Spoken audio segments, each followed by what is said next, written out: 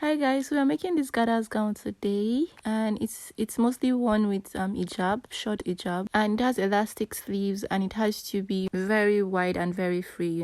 So you can use crepe, you can use duchess, soft duchess, but crepe is the best option for this type, and I got 4 yards for it. So guys, my name is Fatima A. Yusuf. On this platform I share so tutorials. If something you like to learn, don't forget to subscribe, and let's get to it. So I have my 4 yards of fabric here. This is crepe fabric. They come in different texture.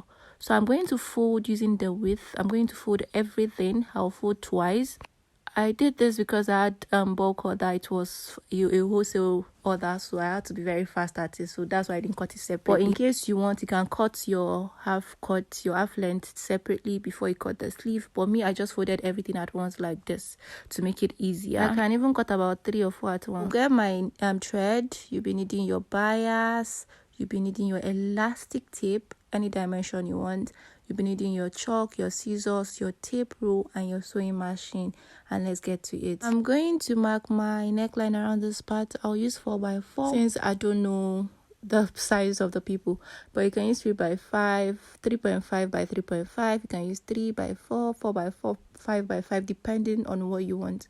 So I'll form a round neckline. So after forming my round neckline, right, I'm going to go over to measure the shoulder measurements. You divide your shoulder measurement divide by 2 until you get that's what you mark. So I went ahead to mark 9 in this case because it's meant to be very free. That's one thing about the style. It's supposed to be free, not tight, it's not fitted. So I will now go downward and mark 11. You can mark your normal armhole length, but like I said, it's meant to be very free, so you might need to add 1 or 2 inches to your normal armhole length measurement, right? So I marked 11 and I will just extend those lines, right?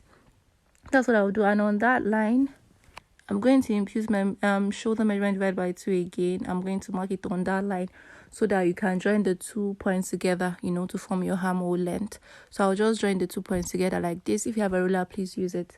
So after joining the 2 lines, right, I'm going to take a measurement from my shoulder down to my underbust. I'll be using 13 inches for that. Then after your 13, then you can use your half length. You can use 16, 15, depends on what your half length is. But in this case, since I don't know their measurements, I went with 16. I marked 13 and I marked 16 and I extended all those lines, right? Like I said, the gown is meant to be very, very free. That's one thing about the gown. It's not meant to be fitted. After doing that, right, I'm going to impute my bust measurement on our armhole length line. That should be your bust line. So you divide your bust by 4 and then you can add 5 to 4 inches because it's meant to be free. I went ahead and just used everything I had for the under bust and also for the half cut. But you can impute yours and add 4 to 5 inches, right? So that's what I just did. I used everything because it's meant to be free, and you understand. I will go over to the shoulder. I'm going to mark 1 inch for the shoulder slope or shoulder slant, and I'm going to form that. After forming that, the downward of that armhole length, I'll just form a curve around that part. You can actually cut different, you can form different armhole curve, but I'll suggest you just do a simple one because it's a very simple gown, you understand. So I'm just going to form the curve like this, and we're done cutting our upper parts. We're done cutting our half cut. So now downward of my half cut or my half length, I'm going to mark the length I want my sleeve to be. Use 30 inches because it's meant to be puffy and it's meant to be very long. In case you don't want that for yours, you can mark the length you want, and then you include allowance for your elastic tape. So at this other side, I marked 3 inches downward and I went ahead and formed my S curve. So you can actually measure your armhole from your upper body, and then you use it to cut your sleeve. I'm just using everything in this case. If there is excess after sewing, I'm going to cut it off. So I went ahead to cut the upper part, and then I went ahead to cut the sleeve area. One thing about the sleeve is that it's meant to be long and it's meant to be very wide, so it can be puffy. But in case you don't like it that way, you can do yours the way you want it, right? So now we're done with the upper part, everything for the upper part. So now I'm going to notch this sleeve middle point because you will be needing it. After doing that, we are going to keep this one aside, right? Now we'll work with the rest of the fabric. So I'll measure what I want to complete the length I'm looking for. So I measured 16, right? Let's say after sewing I have 15 inches and I'm looking for full length of 60, right? So I'm going to minus 15 inches from 60. Anything I get, I'm going to add 1 inch or 2 inches to that for allowance. So mine was working okay perfectly, so I just had to fold it again twice and I got the length I wanted. So you can just divide it, you can make a line and just cut it all through, but I just fold it again. So basically you have 4 layers, 4 pieces under it, right?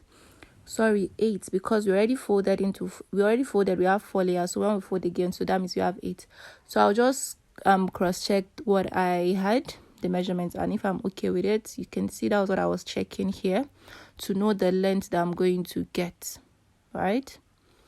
So that's what I will do here, and we are good to go. I'll just go ahead and just slit it into 2. So that one will be for the back piece and one will be for the front piece. I hope you understand. In case you're managing your yard, whatever you have at your your half cut, right, the under, you should be able to get ×2 of it for each piece. You understand? Let's say when you marked finish, your half cut width was 20. So when you're cutting a piece for the down part of that 20, you'll be needing about 40 to 60 depending on how much fabric you had. We already cut out our upper part and our down part, right? Very good. So now I'm going to go ahead, I'll bias the neckline and join the shoulder. So you can actually leave it like this, it's also going to be fine, you know, using your half cut. And then you can do this, you mark your underbust, which is 13 or 14 or 30.5, and then you make sure you mark your half cut also. So from your half cut at one part, you are going to form a curve to meet your 13 inches, to meet your underbusts. So that's what I did here. So you can leave it the way I did at first using your half cut, and you can also form a curve like this. It depends on the style you want. They all comes out looking beautiful. Sorry. So that's what I did here. And for mine, I didn't go over to the 13. I went to 14, but you can just go over to the 13. It's going to be fine also. So if you do this, if you go back to 13, right, when you're marking your full length for the under part, you have to take your measurement from 13. So if your length is 60, you will be minusing 13 from 60 instead of your half cut. I hope you understand me, because it's the upper one you're using, not the one that's at the down part. So we are done with that part. Then the down part, right, I'm going to just run my loser stitch twice at the upper part like this to form gathers for the back piece and the front piece. So I'm going to draw my gathers and I'll measure what I have at my the down part of my upper piece. I'm going to measure what I have, and I'm going to spread out my gathers in such a way that after when I'm done, I'll have equal length or equal measurement. You understand how you normally do your gathers? That's what you are going to do in this case. Hope you guys are understanding me. Sorry, I'm fast, the video is short, I didn't have time to get much. The initial video I did for it, I deleted it, so I wasn't able to get that. So you guys should please just manage this. So after I was done gathering, so I did that for 2 pieces, right? So you have your back and you have your front. Good. So now you bring over your upper body. This is it. I've joined the shoulders, I've biased the neckline. All right. So I'll now go ahead and place it right face facing right face, and I'll just stitch using 1/2 inch. All right. So you stitch. So when you stitch that part, you'll be weaving that part. So after stitching, this is what I had. You can see for back and front. Then now for the sleeve, I'm going to bring over my sleeve. This is why you need to notch the middle point of your sleeve. I'll just place it at the shoulder area. I'll make sure the middle points are aligned, and I'll stitch from the middle to the left, from the middle to the right. And then the down part, I'm going to fold it in such a way that my elastic tape will pass through. So when I'm done stitching the sleeve, I'll pass my elastic tape and I'll stitch it using the allowance I want. And I'm going to join the bodies and hem the down part, and this was the final result, guys. Sorry the video is too fast.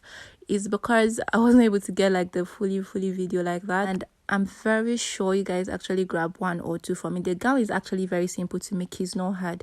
You can use 3.5 yards to 4 yards, but I'll suggest you get 4 yards because it will be better and fuller. And the gown needs to be free. It's not supposed to be fitted because you are putting on a hijab on it. That's how the style is meant to be. It's supposed to be very free on you, and the sleeves are supposed to be big and very puffy.